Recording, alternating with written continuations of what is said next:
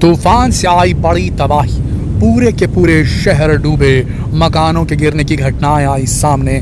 द्वारकाधीश मंदिर पर दिखा बिपरजॉय का असर, द्वारका का संपर्क कई गांव से टूट गया।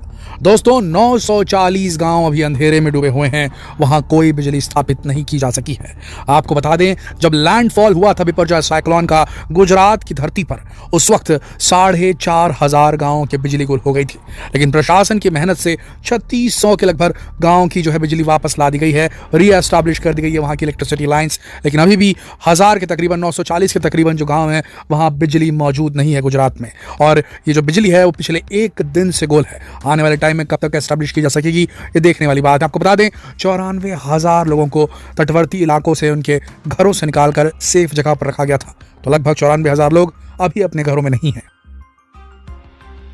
कई इलाके हैं मांडवी के, भुज के, जहां लोअर एरियाज में पानी भर गया है। जी हाँ, नालिया हो, भुज हो या फिर वहां पर मौजूद मंडवी हो, वहां काफी ज्यादा नुकसान हुआ है। पानी गले गले तक भर चुका है कई इलाकों में। और अब ये तूफान गुजरात में तबाही मचाने के बाद राजस्थान की ओर बढ़ चला है। बीकानेर और जैसलमेर जैसे इलाकों में पानी गिरने की छुटपुट घटनाएं हो चुकी हैं। रुक रुक कर राजस्थान के बहुत सारे इलाकों में पानी गिर रहा है। सिरोही और माउंट आबू, जहां दोस्तों पहाड़ी इलाके में खतरा रहता है बादलों के फट जाने का, वहां भी रुक रुक कर पानी गिर रहा है। आने वाले समय में आज रात कैसे भी ये जो तूफान है ये राजस्थान के अंदर एंटर करता है। अब देखना ये है कि राजस्थान में कितना नुकसान पहुंचाता है, क्योंकि मौसम विभाग ने तो रेड, ऑरेंज और येलो तीनों प्रकार के अलर्ट अलग अलग जिलों को दे दिए गए हैं राजस्थान के लिए। जी हाँ दोस्तों, बाड़मेर, जालौर जैसे जिलों को दे दिया गया है रेड अलर्ट मौसम विभाग के द्वारा। अब देखना यह है कि वहां बारिश कितनी होती है और कितनी गति से वहां पर हवाएं चलती हैं। अभी की स्थिति में कहा जा रहा है कि 40 से 60 किलोमीटर प्रति घंटे की रफ्तार से वहां हवाएं चलेंगी, लेकिन रेगिस्तानी इलाके में इतनी हवा भी काफी तेज हो सकती है और अभी कुछ नहीं कहा जा सकता। लाभ बहुत तेज गति से देखने को मिलेगा। जिस प्रकार से 1000 से ज्यादा पेड़ों को उखाड़ फेंका है इस तूफान ने, सैकड़ों बिजली के खंभों को गिरा दिया गया है इस तूफान के द्वारा। वो देखकर ऐसा लगता है काफी डेवस्टेशन हुआ है, काफी डिस्ट्रक्शन हुआ है गुजरात के इलाके में। राजस्थान में क्या होगा ये देखना होगा।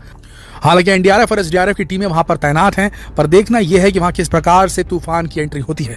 अगर तूफान वीक हुआ तो वहां नुकसान नहीं होगा। हालांकि जो इंडियन मीटरोलॉजिकल डिपार्टमेंट है, जो मौसम विभाग भारत का, उसने ये चेतावनी दी है कि राजस्थान में तूफान के वेग हो या ना हो, यानी कि heavy rains to very heavy rains की वहां पर चेतावनी दी गई है राजस्थान के कई जिलों में। तो ऐसी स्थिति में पानी अगर ज्यादा गिरता है तो फ्लडिंग होने के चांसेस बढ़ जाते हैं। और अगर क्लाउड बर्स्ट की सिचुएशन होती है, जी हाँ दोस्तों, क्लाउड बर्स्ट की सिचुएशन भी डेवलप हो सकती है, क्योंकि कभी भी तूफान जब आता है तो अपने साथ बहुत बड़े क्लाउड्स का, बादलों का हुजूम लेके आता है, जिसे क्यूम्यूलो निम्बस कहा जाता है। जी हाँ, ये नाम दिया गया है क्यूम्यूलो निम्बस। मौसम विभाग वाले इस नाम से इसे पुकारते हैं। बहुत विशाल काय अगर कोई बादल अचानक से किसी छोटे से इलाके के ऊपर फट जाए और 10 सेंटीमीटर से ज्यादा का पानी गिर जाए, बारिश हो जाए 1 घंटे के अंदर अंदर, तो उसे क्लाउड बर्स्ट के अंदर कैटेगराइज किया जाता है। तो माउंट आबू जैसे हो गया, जो जालौर का इलाका है, जो बाड़मेर का इलाका है, वहां ये संभावनाएं बन सकती हैं बादल के फटने की। हालांकि अभी कुछ कहा नहीं जा सकता।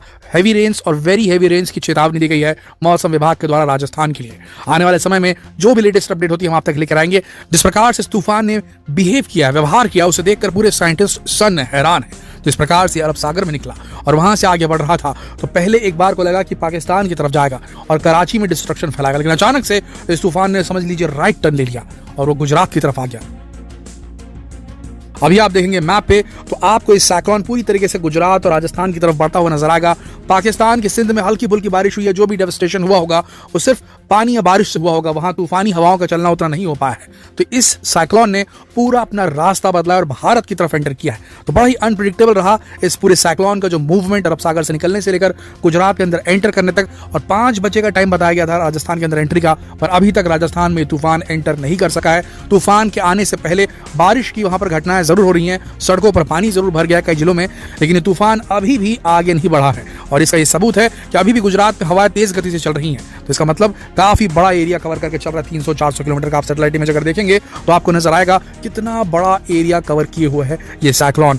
अगर बादल फटने की घटना होती है जिस प्रकार से आप देख रहे हैं सैटेलाइट इमेजेस में, तो भारी तबाही अब भी मचा सकता है। देखना यह होगा कि आज रात कितना वीक पड़ता है। वीक पड़ने के बाद कल क्या मूवमेंट रहती है इस तूफान की, अभी की स्थिति में तो ये बताया गया है, मौसम विभाग ने ये जारी की चेतावनी कि अगले 2 दिनों तक भारी बारिश हो सकती है राजस्थान में। सिर्फ राजस्थान में नहीं, और भी इलाकों में बारिश होने की संभावना बढ़ी है इस साइक्लोन की वजह से। इवन दिल्ली में भी बारिश हो रही है, उत्तर प्रदेश में भी इससे बारिश हो सकती है, हरियाणा, पंजाब, यहां भी हैवी रेनफॉल्स हो सकती है। जिस प्रकार से दृश्य सामने आ रहे हैं इस तूफान की, जिस प्रकार से हवाएं चली, वहां पर होर्डिंग्स और टेम्पररी घरों की छतें जो उड़ी हैं, जो टिन शेड्स उड़े हैं, जो एस्बेस्टस शीट से ढके हुए जो झुग्गी झोपड़ियों के घर थे वो उड़े हैं, होर्डिंग्स जो उड़ी हैं, जिस प्रकार से जो टेलीफोन के पोल्स हैं, आपके जो इलेक्ट्रिसिटी के पोल्स हैं वो नीचे गिरे हैं, पेड़ों का जो अपरूट हो जाना हुआ है, उसकी जड़ों का निकल जाना हुआ, पेड़ जो बड़े बड़े गिरे हुए हैं, उसे देखकर ऐसा लगता है अगर कहीं भारत की मौसम विभाग ने और भारत के जितने भी मौसम विज्ञानी सेंटर हैं, उन्होंने अगर जल्द ही इसका इन्फॉर्मेशन नहीं दिया होता और इस इन्फॉर्मेशन को आम जनता के लिए पब्लिक में नहीं डाला गया होता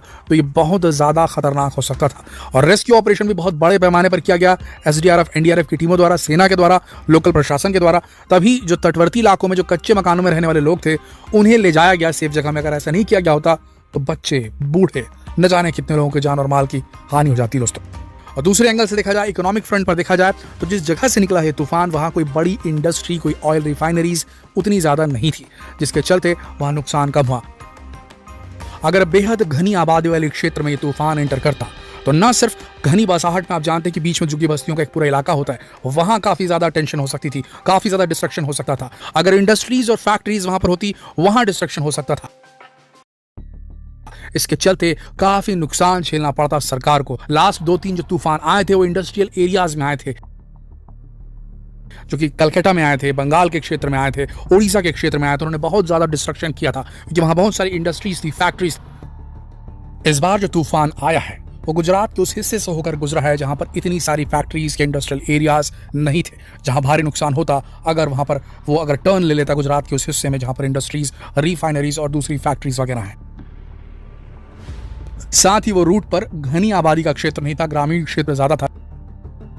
जैसा कि हमने आपको बताया कि वहां गांव बहुत ज्यादा थे, रूरल एरियाज ज्यादा थे और अर्बन एरियाज कम थे।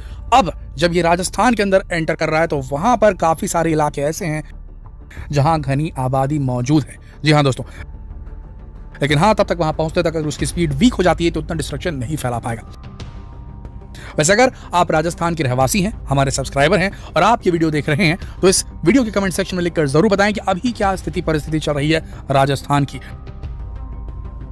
क्या आपके इलाके में बारिश हो रही है?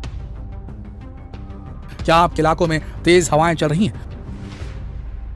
अपनी जो भी स्थिति हो वहां के मौसम की जरूर कमेंट सेक्शन में बताएं। अगर आप गुजरात के रहवासी हैं तो अपने इलाके का अपडेट जरूर दें। जैसे ही कल लेटेस्ट अपडेट हमें मिलती है बिपरजॉय तूफान के प्रोग्रेशन की, हम आप तक सबसे पहले लेकर आएंगे। तो जितना हो सके इस वीडियो को शेयर करें, फेसबुक पर, व्हाट्सएप पर, यूट्यूब पर। जल्द मिलते हैं अगले वीडियो में, तब तक के लिए आप सबका इस वीडियो के अंत तक बने रहने के लिए दिल से धन्यवाद।